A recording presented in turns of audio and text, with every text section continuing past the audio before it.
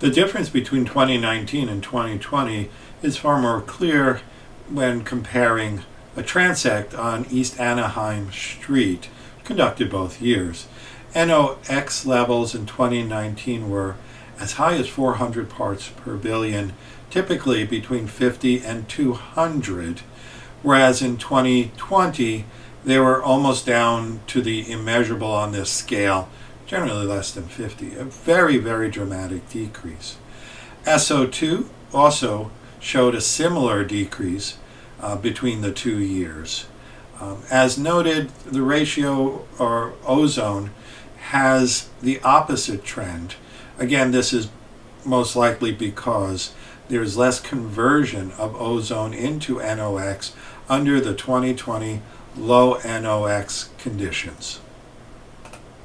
Understanding why the in situ surveys saw a much larger change from 2019 to 2020 relies on looking at what was being observed by the air quality stations. Interestingly, ozone primarily comes from the south, which is the offshore direction, indicating that the ozone levels are primarily from recirculated Los Angeles air. For example, the highest ozone levels are for the coastal station.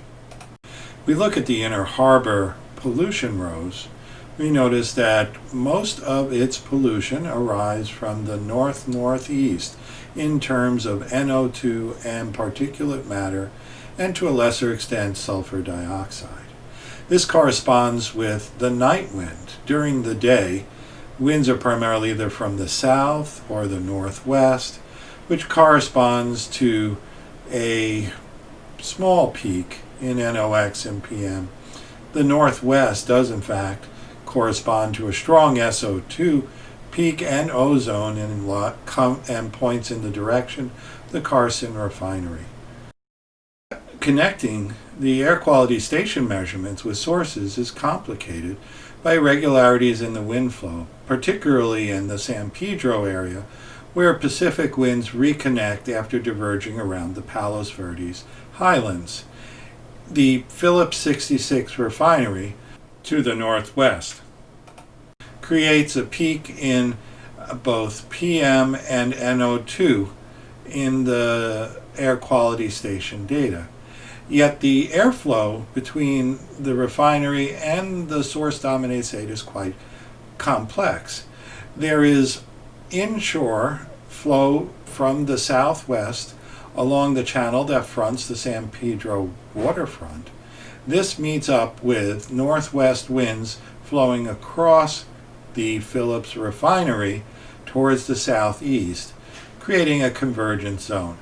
The puffy, because they're not consistent, methane plumes that are observed immediately to the southeast of the refinery are observed far weaker in a transect to the north of the source-dominated site. Although there is a strong particulate matter plume associated with the methane, there are also many other sources or plumes of particulate matter in the area. For example, to the northwest of Wilmington, there is particulate matter flowing in from Los Angeles Basin. To the south of the Wilmington, there's particulate matter flowing along the San Pedro Channel, as well as other sources. SO2 also shows a clear signature of transport from the refinery, where levels are elevated, to immediately north of the source-dominated site. However, NO2, which also is elevated in the vicinity of the refinery, is not clearly apparent in the transect, which may in fact be due to chemical transformation. A large number of air samples have been collected during these surveys and analyzed for composition, represented in these profiles shown here. The profiles show C1 through C11 alkanes, and the color reflects a saturation index, S, where more saturated, i.e. more alkene and alkyne, is darker, and low saturation, i.e. primarily alkane, is pink. Concentrations are in parts per trillion except for methane, C1, which is in parts per billion. Number of typical patterns in the profiles. For example, C5 is generally elevated, and alkane concentration generally decreases with increasing alkane. In most cases, there is a high degree of saturation, except for a few samples which show very low saturation. Exceptions to this are interesting. For example, 1315 shows elevated C4 and C5, and this could reflect the use of propane. We also saw a similar pattern, for example, 1316 as well. Propane is often used to power forklifts. The clean air sample, 4202, shows an absence of octane and higher, which is one might expect for an ocean air sample. These profiles can be used to fingerprint the source of trace gases observed in the downwind neighborhoods of Long Beach. For example, 4221 in North Long Beach shows very low saturation of ethane. This is very similar to sample 1308, which is a kilometer to the west, located in the Port Area Industrial Site that also has a low level of very low saturation. Looking more closely at the refinery era samples, we can see the importance of having real-time data and how the sampling could have been improved. Sample 4215 is collected within the methane plume coming from the refinery and shows a rather distinctive pattern where C2 through C5 are more or less uniform, not decreasing with increasing alkane number. There's also fairly high levels of C6 and C7 heptane, and then it's flat from C8 through C11. In contrast, sample 4214, collected in a Wilmington neighborhood immediately to the east of the refinery, shows a very different signature, decreasing concentration with carbon number, enhanced pentane C5, patterns observed in many of the samples, and probably indicative of a general Los Angeles basin air rather than refinery air. Clearly, this sample was not as effectively collected as hoped. Sample 4216 was collected in a Wilmington neighborhood near a food processing factory, shows elevated C3 propane, which probably is from the use of forklifts inside the factory. It also has a fairly low saturation of C2, which is rather unique. The aerosol data is far richer than simply PM2.5. Aerosol spectra are collected. The coastal aerosol spectra, not only does it have lower concentrations, but the smallest ultrafine aerosols, 0.1, 0.2 microns, are not dramatically enhanced relative to PM2.5, 2.5 micron aerosols, unlike for the other samples in the ports.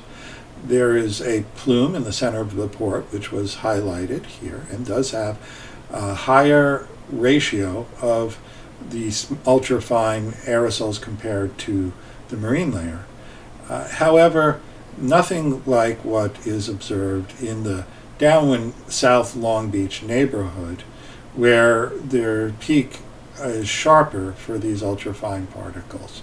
And there seems to be a kink or a change in the distribution at around 0.5 microns. Ultrafine particles are of much greater health concern than fine particles, 2.5, because they penetrate far deeper into the lungs and therefore have longer clearance time. Air pollution causes disease in all the organs of the body. The largest concern is from fine and ultrafine aerosols, which penetrate deeply into the lungs and have long clearance times. There is also inflammation caused by the body's immune response, that persists after clearance. Aerosol clearance is both fast and then slow. The fast has a half time of around 3 hours. Slow is more like 3 months or so. This suggests that there would be health improvements from reduced exposure from the cleaner air during the coronavirus shutdown, which lasted for many months, although most of the time was only moderate reduction. There still was a lengthy period of several months of severe reduction. We found, for example, dramatic reductions in NO2 and in our particulate matter aerosols in July versus the year before, and this was many months after the coronavirus lockdowns had begun to be implemented. In May, the decrease in air pollution was even more dramatic. Models have suggested that, for example, in China, where air quality improvements were even larger, mortality was reduced by 24,000. However, in California, although the air quality improvements were not as large, starting from a lower baseline, they also lasted far longer. We would thus expect significant changes, significant as in detectable statistically, in mortality and other air pollution-related disease in the downwind communities. Also note that the aerosol composition is important. For example, aerosols that are coated with deposited polyaromatic hydrocarbons are more toxic and cause greater health impacts on the body. Most significant of these impacts are respiratory and cardiovascular disease. There are a number of implications of this study related to health in the downwind Long Beach communities. We found that due to the wind pattern, emissions from the port are at nighttime going to travel offshore, and in daytime will affect either the South Long Beach community or communities further to the east. In contrast to the direct port emissions, the indirect port emissions related to trucking or heavy diesel traffic on the I-710 is going to affect both the North and South Long Beach approximately equally, primarily at night when winds are such as to transport diesel, particulates, and air pollution into these communities. North Long Beach, however, is also affected by the Carson Refinery. The Carson Refinery emits a rich hydrocarbon soup of many components, including polyaromatic hydrocarbons, which were not shown in this talk, but which were observed. And these hydrocarbons will interact with aerosols from traffic on the I-710, reduced or not, creating a higher toxic load into the downwind communities. Thus, we would expect that there would be differences in the health outcomes and presentation of air pollution-related disease in the North Long Beach versus South Long Beach communities.